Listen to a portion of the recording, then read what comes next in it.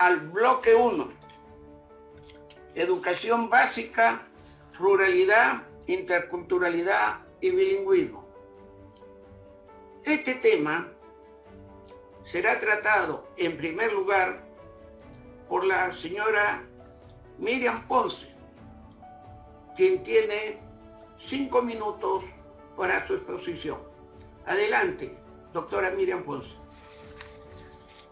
Muy buenos días, muchísimas gracias. Hay dos aspectos que se van a priorizar en educación básica. El primero es el cierre de brechas en educación y el segundo, el derecho de todos a una educación con igualdad de oportunidades. Una de las brechas que vamos a priorizar es la brecha de infraestructura.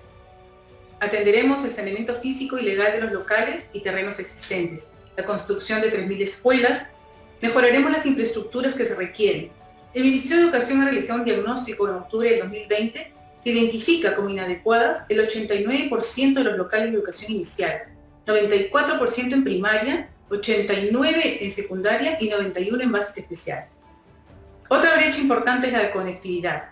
Según el INEI, el 40% de los hogares a nivel nacional tiene acceso a Internet y en el área rural solamente el 5%. El Perú ya cuenta con una red dorsal y hoy solo se utiliza el 3.2% de su capacidad instalada. Entonces vamos a priorizar la última milla. ¿Qué es esto? El cableado en los pueblos, coordinando con los operadores, sumando esfuerzos con el sector privado. Otra brecha importante es el acceso digital a recursos tecnológicos y educativos. Por eso, aseguraremos la canasta tecnológica para aprender. Esto incluye las tablets, que ya han sido adquiridas por la gestión actual, pero que tendremos que revisar su software y los contenidos educativos para que se adecúen a cada nivel. Incluiremos un smartphone con acceso a Internet de manera paulatina. Y en zonas rurales se pondrá en marcha los telecentros de acceso a la información para el aprendizaje. Y hay experiencias que conocemos como el caso de Apurímac, por ejemplo, ¿no? Y haciendo en cada región el uso de la capacidad instalada con la que ya se cuenta. El éxito de la educación a distancia no solamente es suficiente si tenemos o no tenemos conectividad y recursos, sino también depende del uso correcto de estas herramientas digitales. Por eso, se impulsará un programa de aprendizaje digital para los docentes del siglo XXI. Los procesos de enseñanza deben estar centrados en el alumno, con un énfasis práctico que le genere aprendizajes significativos, fomentando el trabajo colaborativo y el desarrollo de su pensamiento crítico. No se trata de replicar la clase presencial en una clase virtual, como lo hemos venido viendo en muchas escuelas. Todos los esfuerzos de formación docente serán posibles en la medida que dejemos de lado tanta burocracia, que obliga a muchos maestros, y ustedes lo saben, a hacer informes de manera indiscriminada. Tenemos que concentrarnos en los aprendizajes. El retorno a la presencialidad, en coordinación con el sector salud, se irá evaluando este retorno en la medida que se aseguren las condiciones sanitarias. Todos los docentes van a ser vacunados para fortalecer el retorno a la presencialidad. En educación inicial, tenemos que retomar la obligatoriedad de este nivel. Su efecto es preventivo y compensador de las dificultades de aprendizaje y desarrollo. La asistencia a la educación inicial está asociada con un mejor rendimiento durante la educación primaria y secundaria. Hay muchos estudios que señalan que la educación inicial es el segundo factor más importante del rendimiento de los estudiantes de segundo grado. Por eso mantendremos y mejoraremos los programas existentes que se orientan a mejorar la cobertura, por un lado, que ha sufrido en esta pandemia una caída muy importante, y la calidad de su nivel, privilegiando el desarrollo infantil de los niños. Lo importante y lo más elemental es que nos fijemos en el impacto de estos servicios en los niños. Se entregarán paquetes integrales para niños de 0 a 5 años, donde educación, salud, alimentación y apoyo familiar estén presentes. Daremos continuidad a estos programas que ya los conocemos, una más, Caliguarno, de forma integral, pero también de manera intersectorial. Tenemos que priorizar en este sentido a las zonas rurales y a las zonas más vulnerables de las zonas urbanas. El ciclo 1 también es fundamental. Si bien el acceso es bajo en general, la cobertura para la lengua diferente al castellano es menor todavía. Entonces necesitamos mejorar y expandir servicios de atención y educación de la primera infancia para niños de 0 a 2 años, sobre todo en situaciones de pobreza y pobreza extrema. En educación primaria, en los últimos 3 años hay una brecha enorme en los aprendizajes. Hemos retrocedido 12 puntos porcentuales solamente en el caso de comprensión lectora. ¿Se imaginan en pandemia? Por ello tenemos que implementar un kit educativo diversificado, ¿no? que conste de cuadernos de trabajo, clases grabadas, con dispositivos electrónicos donde cuenten con tablets pero sin conectividad. No podemos esperar a que se comiencen a hacer las redes de conectividad. Tenemos que empezar ya. Vamos a fortalecer capacidades docentes y priorizaremos competencias en las áreas de comunicación, matemática, pero también en ciencias y el desarrollo personal de nuestros estudiantes. Vamos a enfatizar un modelo pedagógico para el país que ayude a los docentes a innovar. Educación secundaria ha sido muy poco discutida en el Perú. Más del 70% de los estudiantes no matriculados en educación básica son de este nivel. Y hay dos causas principales, los problemas económicos y el hecho de que estén trabajando. Por eso vamos a promover un modelo de educación técnica que termine su educación básica con una opción laboral, que les permita enfrentar el trabajo. Muchas gracias, señora Miriam Ponce. Damos el pase ahora para tratar el tema de educación técnico-productiva, institutos y escuelas de educación superior, también por un tiempo de 5 minutos. Adelante, señor Guillermo Molinari. Muchas gracias. De acuerdo a la data que nosotros tenemos, vemos que el Perú cuenta con 1.653 CEPROS. 808 son de gestión pública, 847 son de gestión privada y atienden a más de 250.000 estudiantes.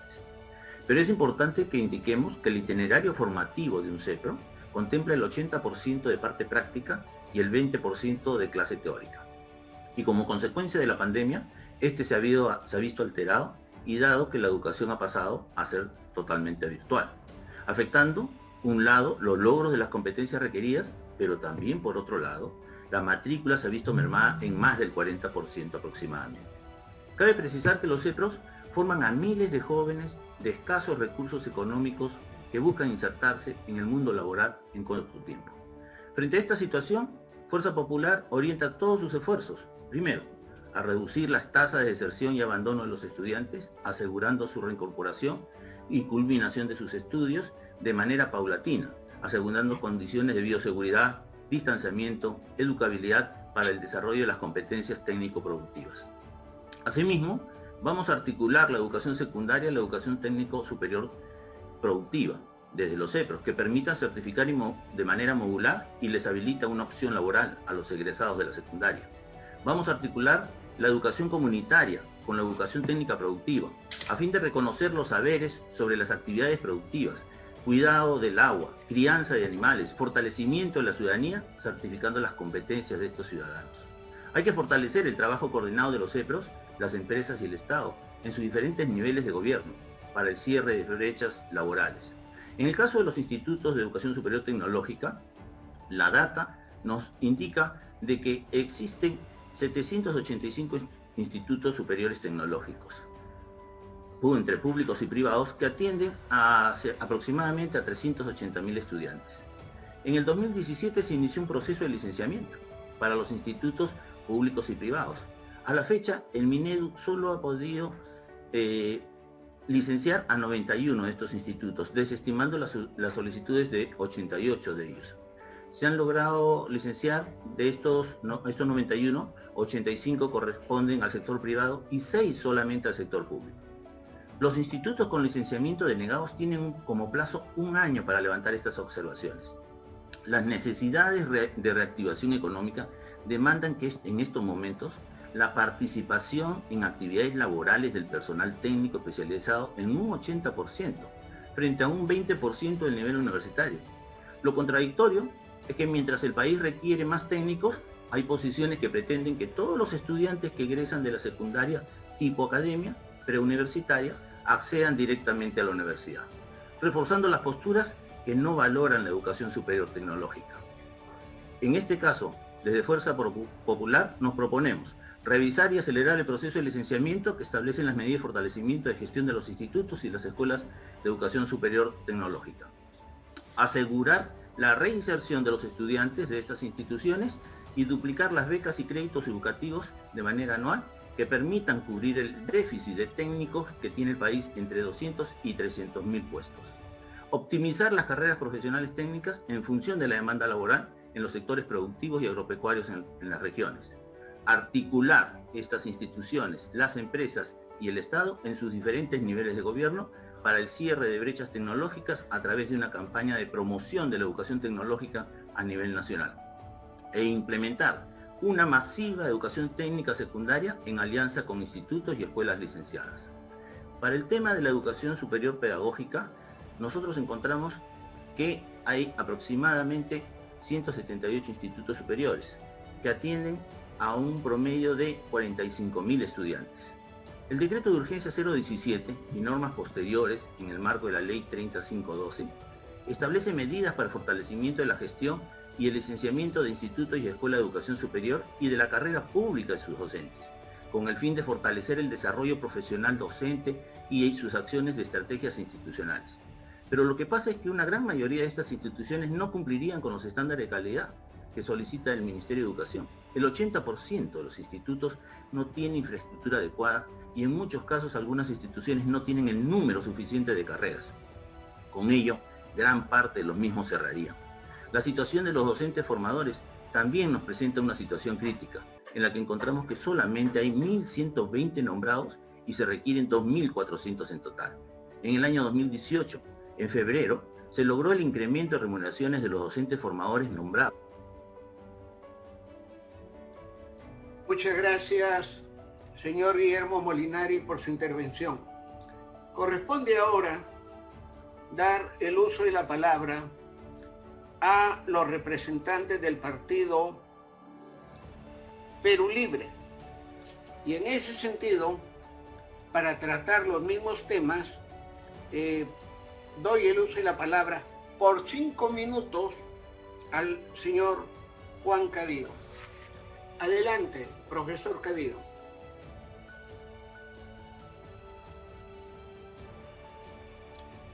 Ponga su sonido, su micro.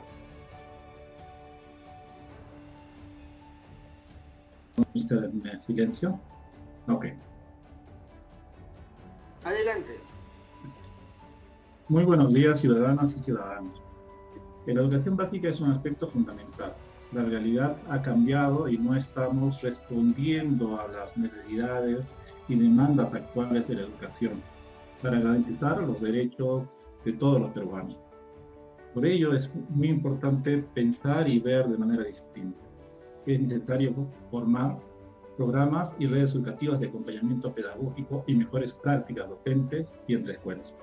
También requerimos el fortalecimiento de la capacidad y los programas de innovación educativa. Un desarrollo piloto de estas iniciativas y una inversión en las mejores propuestas en realidad podrá desarrollar una educación de abajo hacia arriba. Es necesario un programa nacional de innovación en educación básica, con incubación de ideas, iniciativas, asesoramiento, especialización, recursos y acompañamiento. Y esto a la vez es que no respondemos a esta realidad, nos vuelve menos competitivos y tenemos en realidad un menor acceso al mercado laboral. Por ello es muy importante fijar la educación de manera distinta. Lograr que la educación inicial, primaria, secundaria y técnica basada en un modelo de ciencia, tecnología, ingeniería, arte, matemática y humanidad, llamada STEAM-H, para contar con una población que desarrolle sus competencias y tenga la capacidad de generar riqueza sostenible para nuestro país. Ello implica también tener una mejor efectividad con los POA, implementar comunidades de fabricación digital de uso local, lo que comúnmente se llama Fab Lab, aprender chino, inglés, educación financiera, desarrollar y pensar en cursos nuevos, desarrollar inteligencia digital, lo llamado el pensamiento computacional. Es hora de ver distinto y no simplemente fijarnos siempre solo y centrarnos en la lectura y en la matemática. La lectura y la matemática son dos aspectos muy importantes, pero también tenemos que dar oportunidades a todos los ciudadanos y a todas las ciudadanas de una manera distinta. Es importante también darnos cuenta que la pandemia nos ha golpeado profundamente. Tenemos cerca de 6.195.000 estudiantes y de ellos el 11% ha salido del sistema o está a punto de hacerlo. Por lo tanto, necesitamos un sistema de educación mixto, que puede ser virtual y presencial o combinado, que aproveche lo que sabemos de la educación presencial, pero también de las competencias digitales desarrolladas por los maestros, recuperar esas competencias no olvidables. Es importante también asegurar la conectividad dentro de las instituciones educativas cuando hay este retorno. A la vez necesitamos un modelo seguro de retorno escolar. Aquí debemos Para cumplir esto, declarar el acceso a Internet como un servicio público y dar acceso gratuito a las escuelas. Desarrollar o darle punch al aprendo en casa. Desarrollar cursos MOOC, estrategias dentro del aula y también pensar en módulos al estilo de Escuela Nueva, desarrollada en Colombia. Es necesario tener maestros vacunados, estudiantes con comorbilidades también vacunados, porque si no se les vacuna a ellos, por lo general corre el riesgo de que se nos pierdan. Es también importante entender las brechas e inequidades, la discriminación y la vulnerabilidad. Es importante que las escuelas cuenten con presupuestos variables, porque no puede ser que por falta de alcohol se cierre una escuela. También necesitamos programas de recuperación de capacidades. Tenemos que atender a las niñas, pero no con un sentido siempre de sexualidad, sino entendiendo que son factores muy importantes de desarrollar la parte cognitiva. Es importante que las niñas entren al STEAM, porque por lo general en las escuelas y en las universidades solo tenemos un 15% que escogen carreras de STEAM. También es muy importante el fortalecimiento y revaloración de la carrera docente. Es un elemento clave para garantizar el funcionamiento de una educación básica de calidad. Ningún maestro se debe quedar, debemos buscar un sueldo digno.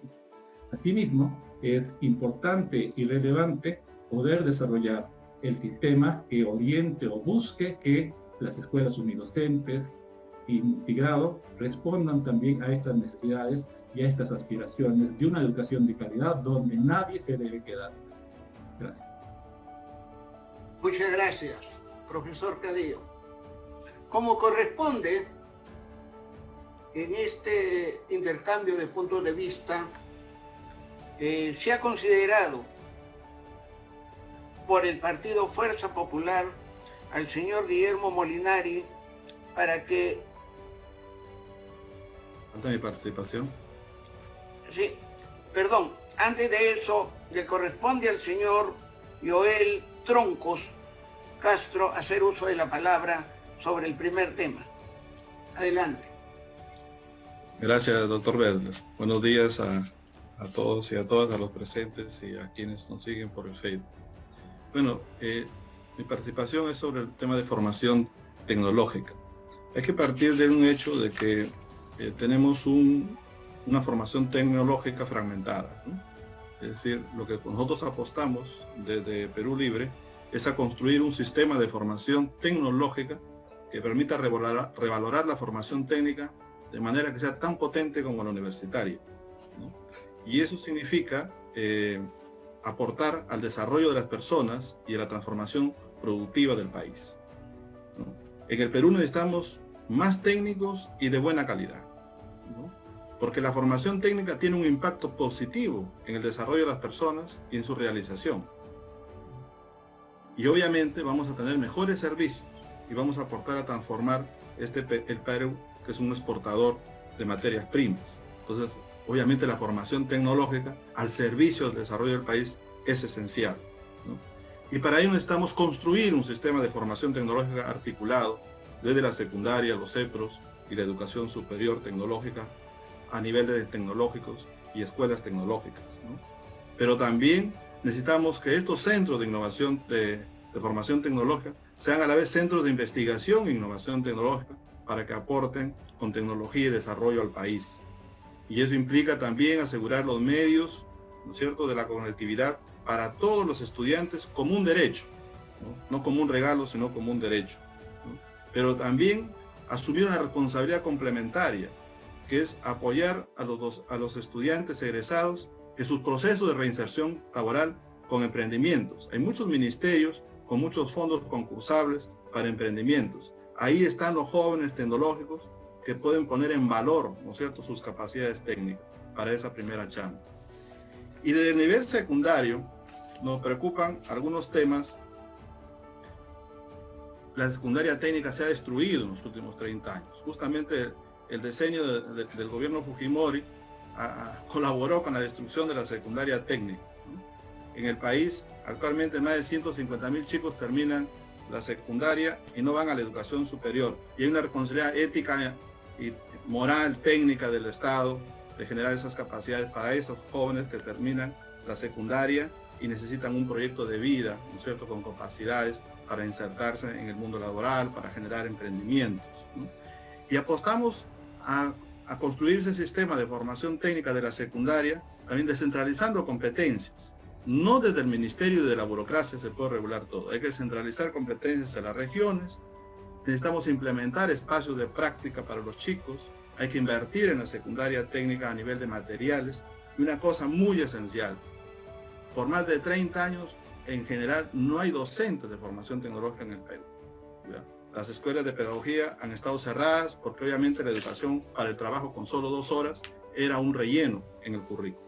Y se requiere justamente revalorarlo, ¿no es cierto?, con secundarias técnicas, con certificaciones, pero necesitamos docentes. Y aquí es fundamental la articulación entre los pedagógicos y los tecnológicos para proveer de esos docentes que necesitamos.